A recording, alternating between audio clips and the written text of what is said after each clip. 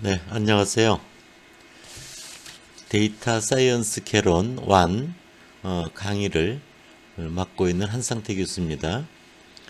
여러분들 지난 5주차 때는 여러분들이 분포 함수와 관련돼서 이산형 확률 분포에서 포화송 분포 등을 여러분들에게 소개를 해줬고요. 그리고 연속형 확률 분포에 있어서 정규 분포를 소개를 하고 그리고 마쳤습니다. 연속형 확률 분포에서 정규 분포는 아주 굉장히 중요합니다. 그래서 여러분들 6주차에서는 그런 정규 분포에 대해서 다시 한번 여러분들한테 강조해서 이야기를 반복해서 해드리고요. 그리고 정규 분포에서 확률 계산은 어떻게 하는 것인가 하는 문제를 제가 중요하게 다룰 겁니다. 그리고 그 이외에 연속형 확률 분포에서 나오게 되는 T 분포, 또 카이 제곱 분포, 또 F 분포 이런 것들에 대해서 여러분들에게 소개를 해주려고 합니다. 그래서 지난주에 여러분들이 동영상을 잘 들은 친구들은 슬라이드 앞부분의 내용은 동일합니다.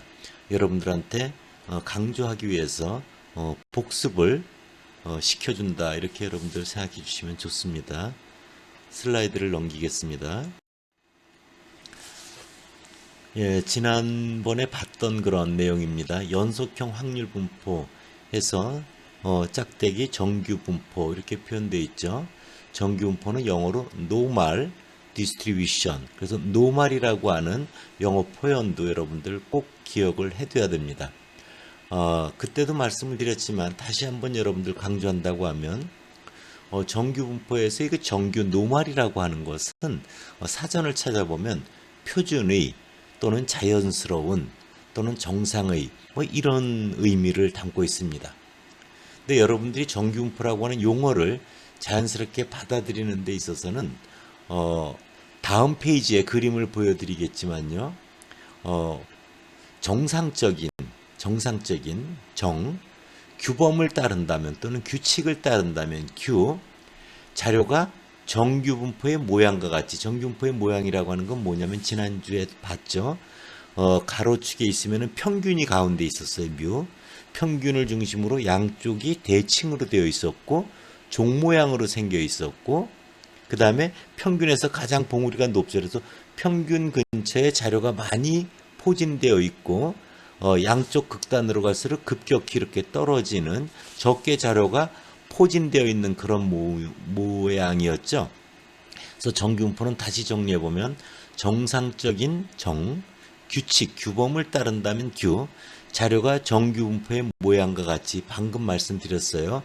자료가 분산돼서, 즉 흩어져서 분산돼서 포진되어 있다. 이렇게 의미로 여러분들이 생각을 하면 정규 분포의 4개의 글자를 꺼집어낼 수 있을 겁니다. 정규 분포를 결정하는 우리는 항상 모집단 또 표본에서 알게 된 특성, 통계량 그걸 근거로 모집단에 우리가 알고 적어놓은 특성을 뭐라 그랬죠? 모수라고 했죠. 그렇죠?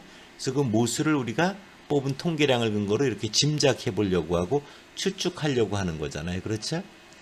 정규 분포에서의 모수는 우리가 알고자 하는 특성은 평균입니다. 뮤라고 기호를 쓰고요.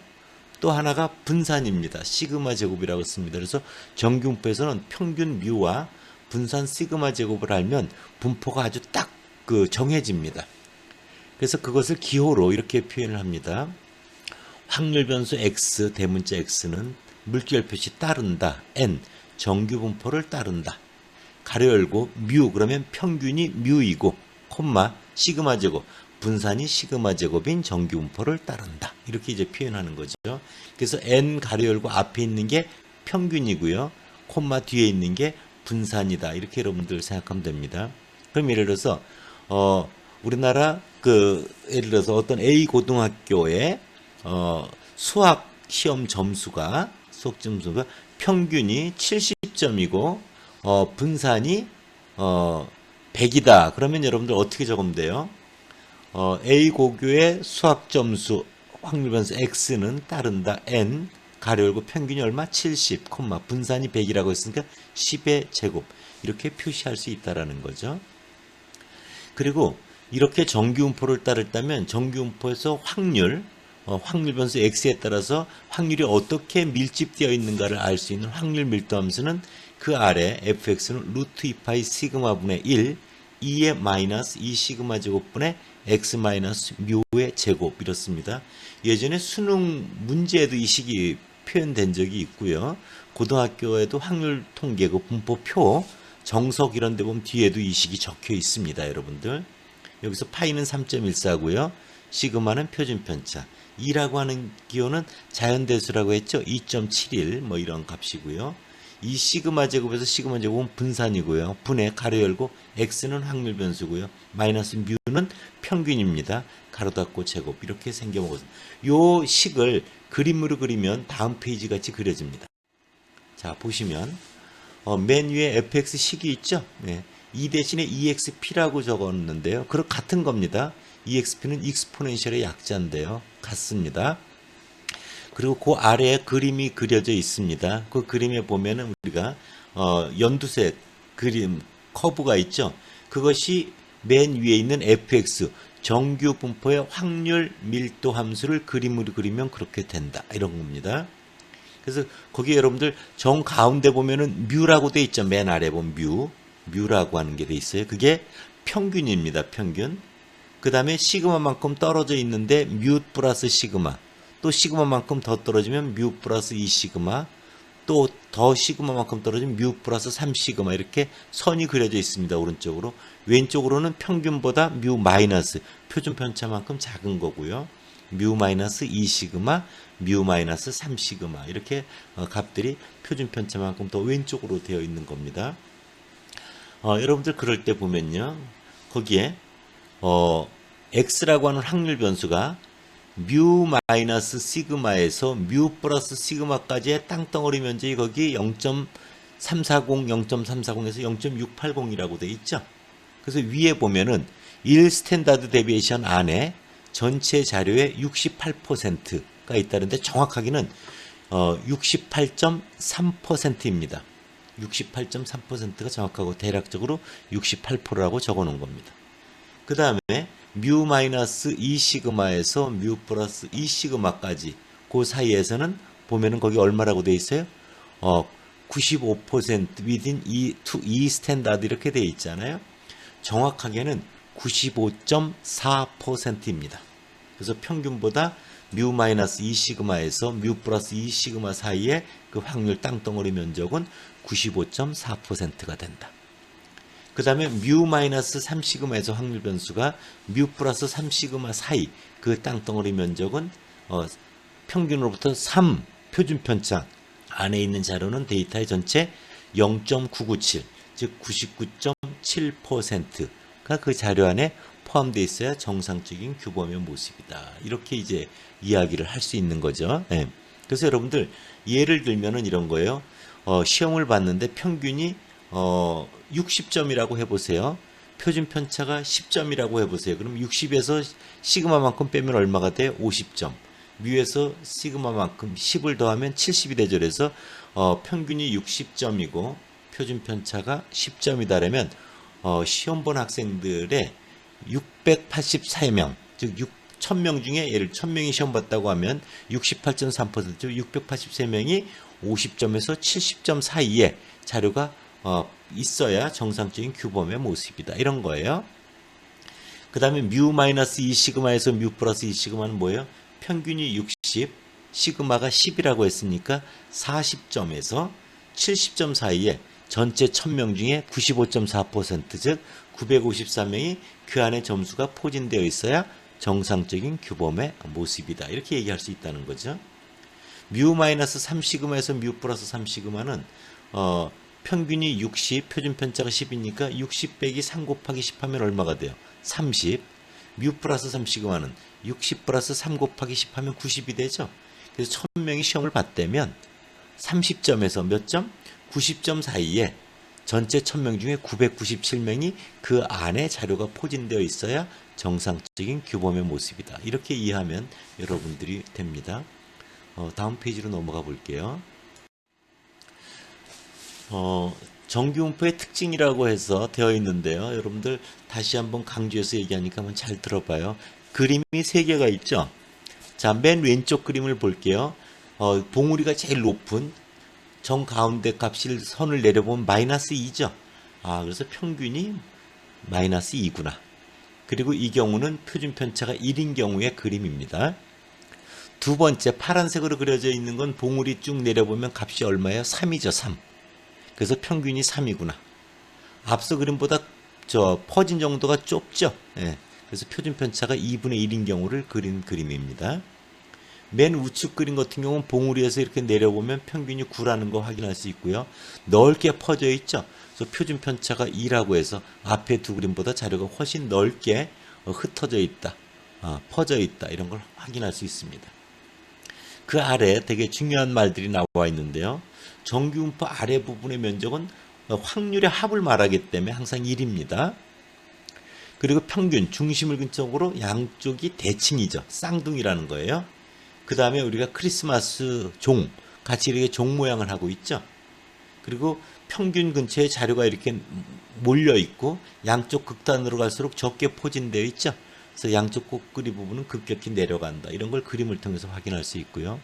그래서 평균 뮤가 분포의 자료의 중심 평균이면서 평균을 근처로 양쪽 쌍둥이니까 왼쪽으로 50%, 오른쪽이 50%니까 50% 위치에 있는 위치, 중앙값 또는 중위수도 평균하고 같고요. 봉우리가 제일 높다는 건 최고로 빈번하게 일어났다는 거죠. 최빈수, 즉 산술 평균과 중위수와 최빈수가 정규분포에서는 같습니다. 그렇게 여러분들 이해해 주시면 되고요. 그래서 평균이라는 건 정규분포의 뭐예요? 중심을 딱 결정해 주죠. 표준 편차에 따라서 흐트러진 정도에 따라서 모양이 다르게 그려지잖아요. 그래서 표준 편차는 흐트러진 정도를 결정해 준다. 이렇게 여러분들 이해하면 됩니다. 그리고 평균에서 플러스 마이너스 1 표준 편차 내에 전체 68.3% 아까 얘기했죠. 평균 플러스 마이너스 2 표준 편차 내에 전체 95.4%, 평균의 플러스 마이너스 3 시그마 이 범위 내 전체 자료의 99.7% 정도가 들어간다. 이렇게 여러분들 기억을 해두면 됩니다. 다음 페이지로 가볼게요. 이것도 지난번에 여러분들에게 보여준 그림인데요. 독일 돈 마르크, 10마르크 화폐죠. 거기에 화폐에 있는 되게 유명한 분은 거기 그림이 있는 사람은 가우스라고 하는 독일의 대단히 유명한 수학자입니다. 여러분들 가우스. 그 가우스 사람 옆에 보면은 왼쪽 끝에 10이라는 큰 숫자 위죠. 위에 보면은 거기 정규분포 곡선 그림이 그려져 있는 걸 볼 수 있고요. 그 그림의 가운데 보면 fx는 해서 루트 2파이 시그마 분해해서 우리가 정규분포의 확률 밀도 함수가 식으로 적혀 있고요. 밑에 x축에도 보면요. 뮤 플러스 시그마 이런 게 다 표기되어 있습니다. 그래서 제가 이 화폐를 이렇게 스캔해서 여러분들에게 보여주는 겁니다. 그래서 그 아래 그런 설명을 해놨죠. 위에 슬라이드는 독일 화폐 10마르크이다. 화폐를 자세히 보면 가우스 얼굴을 볼 수 있고 화폐 자체가 되는 정규분포 곡선, 가우스 곡선이라고도 하는데 그 의미는 다음 페이지 슬라이드에서 여러분들에게 이야기를 해줄게요. 그래서 이 그림에 보면 화폐 확률 밀도 함수의 복잡한 식까지 다 표현되어 있는 걸 볼 수 있다. 이런 겁니다. 여기까지가 여러분들한테 이제 지난주에 이야기를 해준 건데요. 여기서 이어서 여러분들에게 몇 가지를 이제 더 소개를 해주려고 합니다. 다음 슬라이드로 넘기겠습니다. 먼저 그럼 정규분포라고 하는 것은 앞서 보여준 그런 가우스라고 하는 사람이 만든 건가? 그런 것들을 생각할 수 있는데 정규분포의 유래라고 하는 것은 여러분들한테 워낙 중요한 분포이기 때문에 여러분들한테 상식적인 얘기를 좀 해주려고 하는 겁니다. 1730년대입니다. 지금 2020년대니까 꽤 벌써 오래됐죠. 고등학교 이과를 나온 학생들은 드무아브르의 정리 이런 걸 본 적이 있을 거예요. 원래 1730년대 드무아브르에 의해서 발견이 되었습니다. 그리고 또 1820년에는 그것보다 이제 한참 지나서죠. 가우스의 오차 이론에서 유도되었다. 이런 측면 때문에 가우스 분포라고도 부르는데 가우스 분포라고 하는 것은 가우스가 다 만든 것 같잖아요. 그래서 그렇게 적절한 용어는 아니다. 그래서 정규분포의 발견에 있어서는 앞서 이야기한 대로 드무아브로에 뒤졌고, 또 정규분포의 확률 밀도함수중 지수 있죠. 2의 마이너스 2 시그마 제곱분의 x 마이너스 뮤의 제곱. 그 지수 부분의 x 제곱. 그것이 이제 일종의 오차 제곱을 보게 되는데요. 이것은 오차 제곱이라는 건 나중에 알게 됩니다, 여러분들.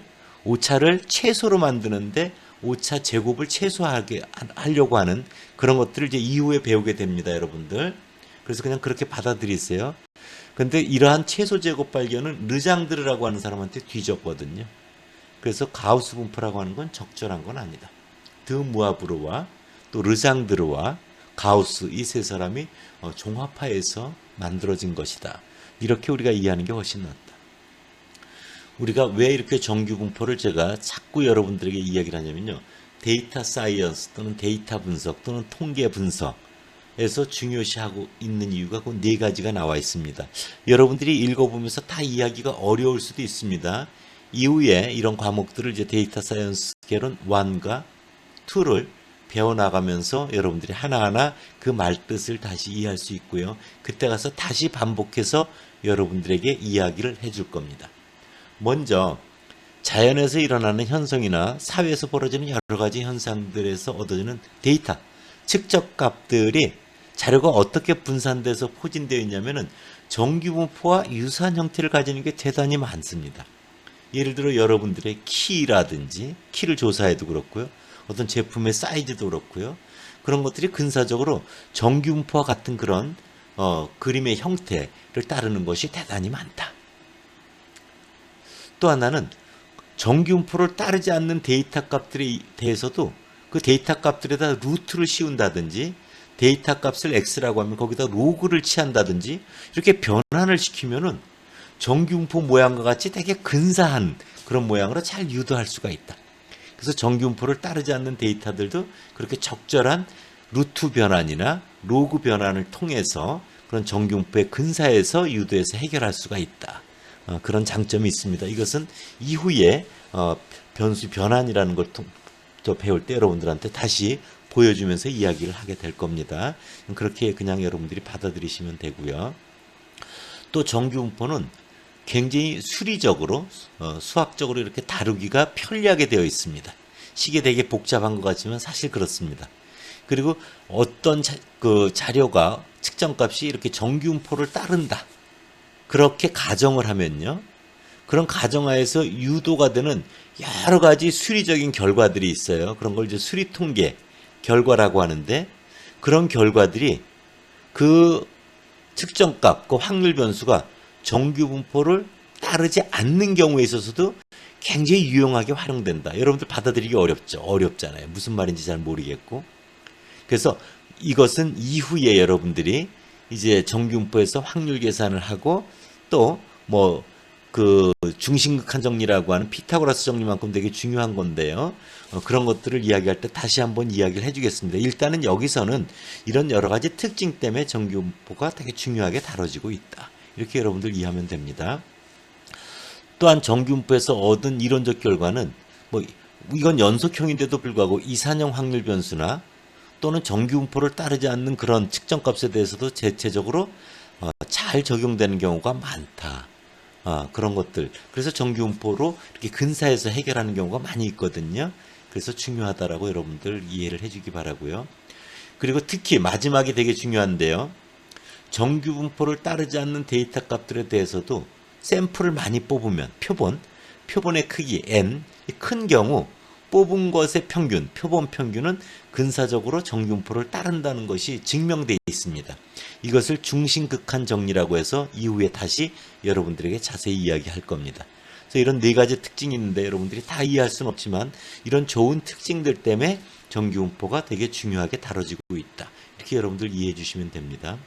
다음 슬라이드로 넘어갈게요. 다음 슬라이드는 그 제목이 그렇게 되어 있죠. 표준, 정규, 분포 이렇게 되어 있어요. 그러니까 정규 분포라는 거 앞에 표준이라는 말이 붙어 있어요. 표준은 스탠다드. 그래서 표준 정규 분포는 스탠다드, 노멀, 디스트리뷰션 이렇게 표현합니다. 표준 정규 분포는 정규 분포에서 평균이 0인 경우예요. 그리고 표준 편차 시그마가 1인 경우입니다. 그래서 평균이 0이고 표준 편차가 1인 정규 분포입니다. 그래서 우리가 일반적으로 정규 분포 평균이 뮤, 분산이 시그마 제곱을 따르는 이런 확률 변수는 정규화 변환이라고 해서 제시라고 하는 변환입니다. 그걸 통해서 표준 정규 분포로 바꿀 수 있습니다. 그래서 정규화 변환 정말 중요하니까 여러분들 꼭 기억해 두세요. 여러분들 표준 점수라는 거 들어봤죠? 수학능력 시험에서. 그게 바로 이겁니다. 이렇게 여기서 말하는 제점수, 제수로 바꾸는 거예요. 그래서 원점수가 있고 표준점수가 있는데 그 표준점수가 같습니다. 식이. 그래서 새로운 표준화 확률 변수는 기존에 있었던 확률 변수에서 뭘 빼냐면요. 평균을 빼고요. 나누기 표준 편차로 나눕니다. 기호로 바꿔보면 이렇게요. 새로운 표준화 확률 변수를 제시라고 하고요. 는 기존 확률 변수는 뭐예요? x. 평균이 뭐였죠? 뮤. 가로 닫고 나누기 표준 편차가 뭐였죠? 시그마예요. 그러면 여러분들 정규 분포가 평균이 뮤이고 분산이 시그마 제곱이라고 해보세요. 그럼 뮤를 x 대신에 뮤를 집어넣어 보세요. 그럼 어떻게 돼요? 뮤 빼기 뮤 나누기 시그마 하니까 0이 되죠? 그래서 젯은 가운데 뮤 값이 어디로 온다? 0으로 오는구나. 그래서 평균이 0이 되는구나. 이렇게 알 수 있고요. 또 1표준 편차만큼 가 있을 때는 1표준 편차는 x가 뮤 플러스 시그마였잖아요. 뮤 플러스 시그마를 대문자 x 대신에 집어넣어 보세요. 뮤 플러스 시그마 마이너스 뮤 하면 시그마만 남죠. 나누기 시그마니까 1이 돼버리죠. 그래서 시그마가 1이 되는구나. 뮤 플러스 시그마가 1로 가는구나. 그래서 시그마가 1이 되는구나. 뮤가 0이고 시그마가 1이니까요. 그래서 표준 정규 분포는 젯은 노말 0, 1 이렇게 표기합니다. 그에 따라서 확률 밀도함수도 제수로 바꾸면 F 제수로 바뀌고요. 루트 2파이 시그마 대신에 1을 집어넣은 거고요. 2의 마이너스 분모 2 시그마 제곱에 1을 집어넣은 거고요. X 대신에 제수로 바뀌었으니까 제시고요. 빼기 뮤가 0이니까 제 마이너스 0의 제곱에서 그 식이 그렇게 간단히 된 것이다. 그래서 여러분들 표준 정규 분포 평균이 0 분산이 1인. 그래서 이것은 여러분들 정석 같은 경우 보면 맨 뒷페이지에 정규분포 표라고 나와 있는 게 바로 이 평균이 0, 표준 편차가 1인 정규분포를 말하고요. 여러분들 교재에도 보면 뒤에 정규분포 표라는 게 있는데요. 그게 바로 평균이 0, 표준 편차 시그마가 1인 정규분포를 그렇게 표로 만들어 놓은 겁니다. 다음 페이지로 갈게요. 그래서 여러분들이 이 표준화 변환이라는 게 대단히 중요한데요. 다시 한번 여러분들 읽어볼게요. 새로운 확률 변수 젯은 뭐라고요? 기존의 확률 변수 x 빼기 평균 뮤 나누기 표준 편차 시그마 형태, 이거를 이제 표준화 변환 식이라고 하고요. 먼저 분자를 보세요. 기존 확률 변수 x 마이너스 뮤를 뭐라고 해요? 자기 값에서 평균을 뺀 걸 중심화라고 합니다. 중심화라고 하는 건 편차죠, 편차. 편차를 다 더하면 얼마가 됐어요? 0이 됐잖아요. 그렇죠? 중심화는 평균을 0으로 만드는 거다. 그래서 중심화라는 건 자기값 빼기 평균. 그래서 편차라는 건 40점, 50점, 60점 있으면 평균이 50이잖아요. 40 빼기 50하면 마이너스 10. 50에서 50을 빼면 0. 60에서 50을 빼면 10. 그래서 마이너스 10, 0, 10 이렇죠. 이게 편차죠. 그거 다 더해보세요. 0이 되잖아요. 그렇죠? 이렇게 중심화를 하면 자료가 0을 중심으로 플러스와 마이너스로 표현되기 때문에 플러스면 평균보다 잘하네. 마이너스면 못 보네. 이렇게 자료 해석이 편리한 그런 장점이 있고요. 분모인 표준 편차를 나누는 것을 척도화라고 하는데요. 스케일링. 표준 편차를 1로 만들어주는 겁니다. 그리고 x-뮤 나누기 시그마에서 다 단위가 센티미터, 측정 단위가 다 없어지거든요. 순수한 수치가 나오게 됩니다. 그래서 표준화라고 하는 건 중심화와 척도화를 모두 해서 순수한 숫자로 만든 것. 이렇게 여러분들 기억하면 되고요. 여러분들 원점수, 표준점수에서 거기 나와 있잖아요. 표준점수라면 관측식 빼기 평균 나누기 표준 편차고요. 그래서 이 표준점수를 통해서 시험 본 학생들의 내가 상대적으로 어느 정도 잘 본 위치에 있는가, 못 본 위치에 있는가를 정확히 알 수가 있습니다. 그래서 상대적인 크기를 비교할 수 있고요. 객관적 비교가 가능합니다. 그래서 여러분들 선택 과목을 무엇을 선택하더라도 표준 점수로 하면 바로 그런 평균과 표준 편차를 고려해서 여러분들에게 보여주기 때문에 객관적인 비교가 가능해지는 겁니다. 그러기 위해서 어떤 과목은 쉬웠고 어떤 과목은 어려우면 공정하지가 않잖아요. 그런 겁니다. 단위가 없는 순수한 수치고요. 또 전체 데이터에서 어떤 위치를 나타내는가. 그리고 여러분들 보면 95.4%가 그 Z 값이 표준화 값이 플러스 마이너스 2였죠. 이 시그마. 99.7%가 3이었죠. 그래서 99.7%를 벗어나는 것, 또 95.4%를 벗어나는 건 원래 데이터 값이 굉장히 특이한 놈이다. 이렇게 우리가 살펴볼 때도 이용하는 거다. 나중에 다시 설명할 겁니다. 그리고 정규분포는 평균과 분산의 값에 따라서 중심과 그 퍼진 정도가 다르기 때문에 우리가 굉장히 특정한 값에 있어서 확률을 계산하려면 그 면적을 계산하려면 그 루트 2파이 식 복잡한 식을 적분해야 되거든요. 너무 불편한데 이 정규 확률 변수 x를 재수로 표준화 변환을 해놓으면 표준 정규분포표라는 게 만들어져 있거든요. 그거를 이용해서 정규분포에서 확률 계산을 하는 게 굉장히 편리하기 때문에 표준 정규분포를 잘 이용하게 된다. 그래서 정규분포에서의 꼭 기억하세요. 정규분포에서의 확률 계산은 표준화 변환 재수로 바꾸어서 표준 정규분포 표를 이용해서 한다. 이렇게 여러분들 기억을 해두기 바랍니다. 첫 번째 시간을 마칠게요.